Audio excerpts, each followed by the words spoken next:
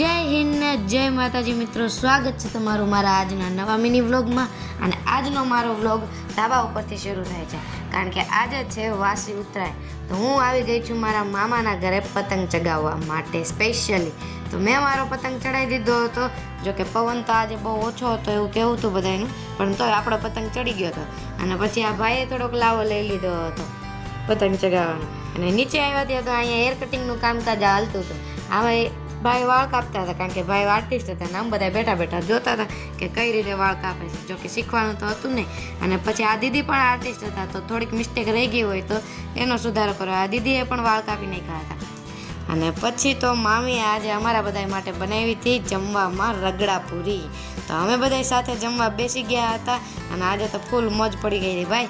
અને મામીએ પણ કીધું કે આજે તો બહુ મજા આવી, કે જમીને પાછા બપોર પછી ધાબે ચડી ગયા હતા અમે બધા પતંગ ચગાવવા માટે। મારી પતંગ તો ચડી ગઈ હતી ભાઈ પાછી ઉપર, તો પછી મેં તો ઢીલે ઢીલ જવા દેવાની હતી, કારણ કે મારી થોડીક ફિરકી વધી હતી એ આપણે આજે પૂરી કરવાની હતી એટલે। તો એક પતંગમાં જ, કારણ કે કોઈ પેચ લેવાવાળું હતું જ ને પબ્લિક બહુ એ સાઈડ ઓછું હતું, એટલે એક પતંગમાં જ આપણે હાંજ પડી ગઈ હતી।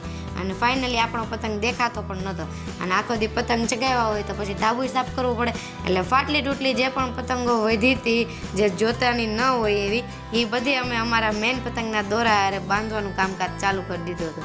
પછી મેં થોડોક લાભ લીધો એવું કરવામાં।